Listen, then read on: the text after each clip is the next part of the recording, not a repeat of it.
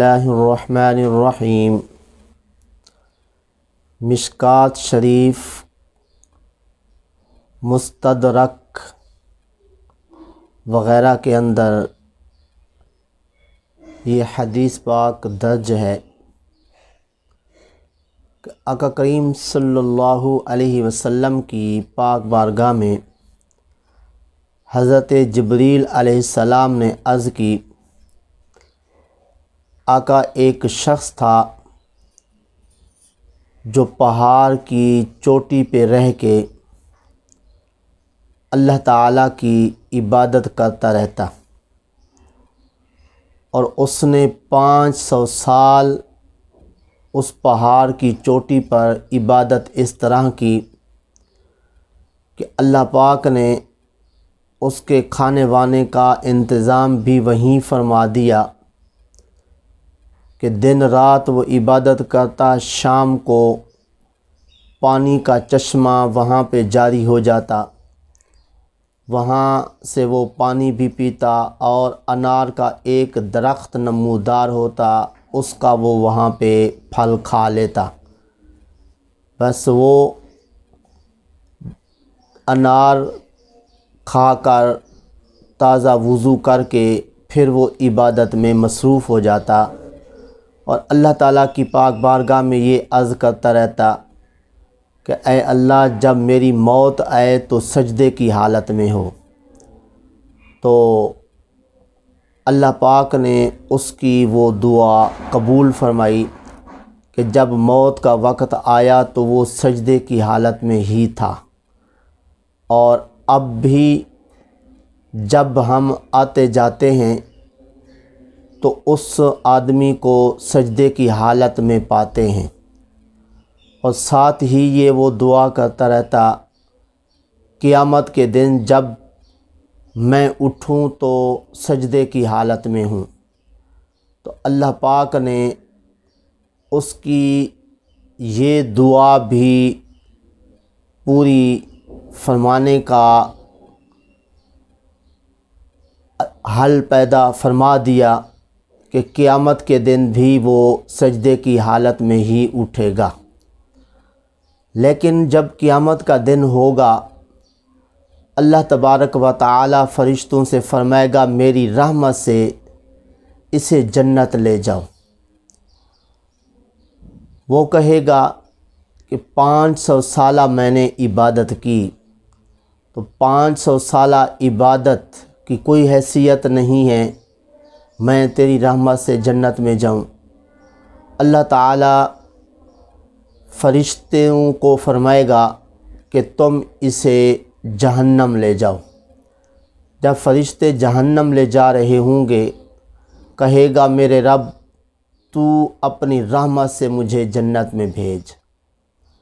اللہ تبارک و تعالیٰ فرشتوں کو فرمائے گا کہ اس کی جو 500 سالہ عبادت ہے وہ اور میری ایک نعمت جو آنکھ والی ہے، ان دونوں کا موازنہ کرو۔ ایک پلڑے میں 500 سالہ عبادت رکھو، دوسرے پلڑے میں میری جو دی ہوئی نعمت آنکھ ہے وہ رکھو۔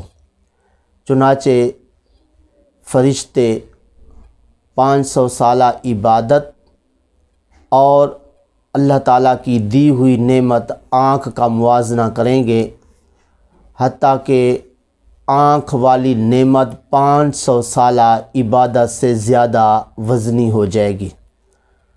پھر اللہ تبارک و تعالیٰ اس بندے کو فرمائے گا، میرے بندے دیکھ، تو کہہ رہا تھا 500 سالہ میں نے عبادت کی ہے، تو اب وہ 500 سالہ عبادت تو میری ایک نعمت کا مقابلہ نہیں کر سکی، اور پھر ساتھ دیکھ میری طرف سے تجھ پہ اور کتنی کرم نوازیاں ہوئیں۔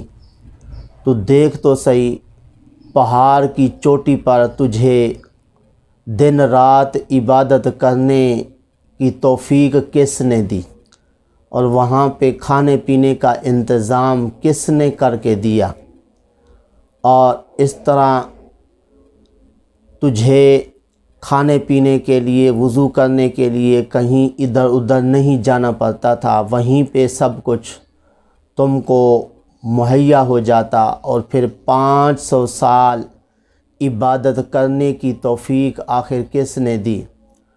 تو وہ بندہ سب کچھ اقرار کرے گا، مولا سب کچھ تو نے ہی کیا، تو نے ہی توفیق دی مجھے پہاڑ کی چوٹی پر عبادت کرنے کی، اور وہاں پہ کھانے پینے کا میرے لیے انتظام فرمایا۔